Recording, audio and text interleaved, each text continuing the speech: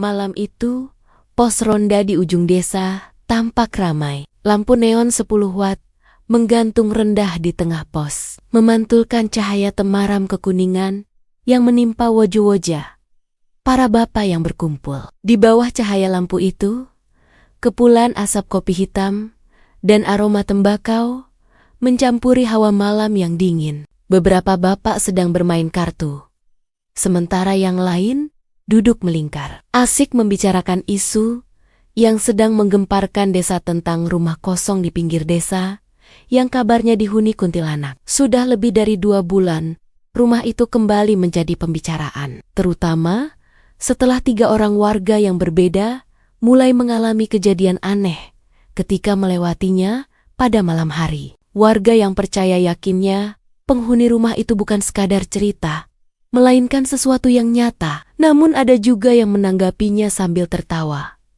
menganggap semuanya hanya cerita pengantar tidur, terutama mereka yang belum pernah sekalipun merasakan kejadian mistis di sana. Di antara percakapan itu, sosok Pak Darmo, seorang pria berusia 50-an yang dikenal keras kepala dan tidak percaya hal mistis, duduk menyimak sambil menyedot rokok dalam-dalam. Semua itu cuma sugesti, ujarnya sambil mengepulkan asap. Kalau pulang malam, otak sudah capek. Dengar suara jangkrik saja bisa dibilang suara setan. Yang lain menoleh. Sebagian mengangguk, sebagian menggeleng. Apa kau bilang begitu juga setelah kejadian Bu Ratri tahun lalu?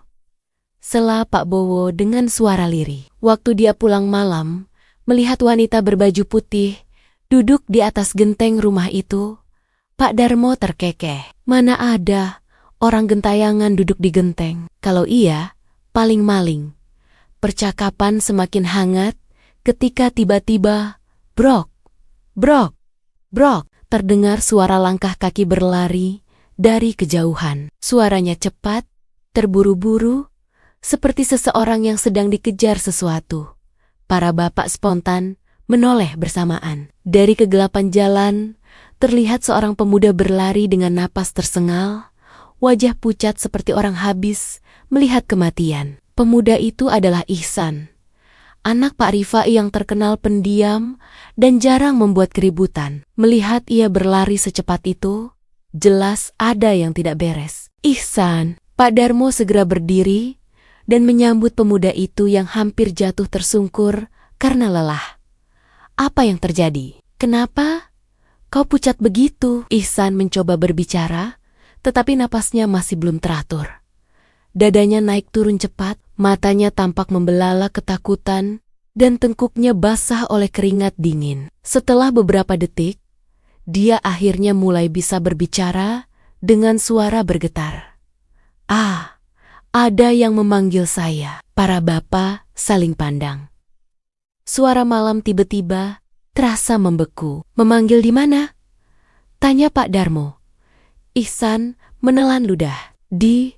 Di rumah kosong itu. Para bapak langsung paham. Semua mata tertuju pada arah jalan yang gelap, di mana rumah tua itu berdiri seperti bayangan hitam yang menelan cahaya bulan. Ihsan mulai menceritakan kejadiannya. Ia baru saja pulang dari rumah pamannya. Saat melewati rumah kosong itu, ia tiba-tiba mendengar suara lirih memanggil namanya dari arah pekarangan rumah. Ih, Saan! Suaranya pelan, serak, namun jelas. Seperti suara seseorang yang jauh, namun langsung terdengar di telinganya. Ihsan menghentikan langkahnya dan menoleh perlahan. Tidak ada siapapun di sana. Pekarangan rumah itu gelap. Rumputnya tinggi, jendela rumah menganga seperti mulut hitam yang siap menelan siapa saja. Ihsan mencoba menenangkan diri, mungkin hanya pikirannya yang lelah. Namun, baru beberapa langkah ia berjalan, sesuatu jatuh dan menyentuh punggung sepatunya. Spontan, ia menoleh. Di bawah cahaya bulan, ia melihat benda itu sebuah gulungan rambut hitam, panjang, kusut, sebesar kepalan tangan, tergeletak tepat di samping kakinya. Tubuh Ihsan langsung gemetar hebat ketika ia menatap lebih dekat. Rambut itu masih basah seperti baru saja dicabut dari kepala seseorang. Dan sebelum ia sempat mundur, terdengar suara napas tepat di belakang telinganya. Napas dingin, berat, dan berbau busuk. Hah, Ihsan tersentak. Sekuat tenaga, ia lari tanpa menoleh lagi. Ia berlari begitu cepat sampai hampir jatuh, hingga akhirnya tiba di pos ronda dalam keadaan seperti sekarang. Para bapak mendengarkan kisah itu dengan wajah tegang. Bahkan Pak Darmo, yang biasanya tidak percaya pun, tidak bisa menyembunyikan perubahan air mukanya. Untuk sesaat, pos ronda hening. Hanya suara jangkrik yang terdengar bersehet sahutan di kejauhan. Sejak kejadian tersebut, Ihsan dikabarkan jatuh sakit. Bukan sakit biasa, badannya lemas. Matanya tampak kosong, seolah tidak benar-benar melihat. Kadang ia bicara sendiri tanpa arah. Kadang menangis, kadang menjerit dengan suara putus asa. Orang tuanya membawanya ke dokter. Dokter memberikan obat.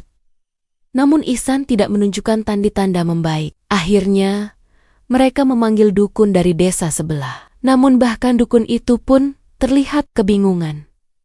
"Ini bukan gangguan biasa," katanya pelan. Ihsan seperti ditarik oleh sesuatu. Orang tuanya ketakutan. Kadang di malam-malam tertentu, Ihsan tiba-tiba berteriak keras, menjerit seperti orang disiksa, lalu napasnya tersenggel-senggel, seperti habis berlari jauh. Saat ditanya apa yang ia lihat, ia hanya menggigil dan berkata, "Rambut itu panjang sekali, terus mengikuti aku." Dia berdiri di pojokan kamar.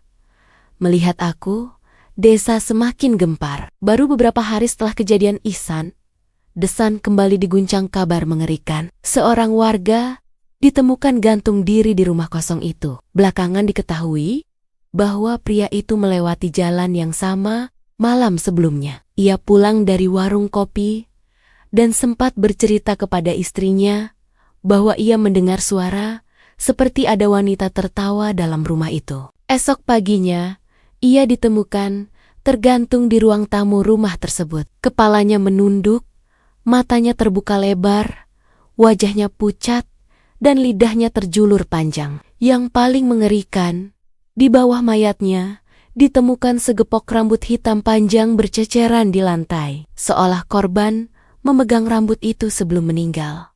Rumor meledak di mana-mana. Ada yang bilang korban dipaksa bunuh diri. Ada yang bilang ia sebenarnya melihat hantu wanita itu dari jarak dekat. Sejak saat itu, warga tak berani lagi keluar malam. Bahkan yang hanya ingin membeli rokok di warung pun memilih menahan diri sampai pagi. Jika terpaksa harus keluar, mereka memilih mengambil jalan memutar, walau jaraknya jauh 2 kali lipat asal, tidak harus lewat depan rumah kosong itu. Rumah itu dulunya milik pasangan suami istri. Suaminya merantau dan hanya pulang sebulan sekali. Sementara sang istri sering sendirian di rumah. Warga mulai berbisik bahwa ia sering terdengar menangis di kamar tengah. Tangisannya lirih, panjang, seperti orang menahan penderitaan yang tidak sanggup ditanggung. Suatu malam, tetangga mendengar jeritan keras di rumah itu.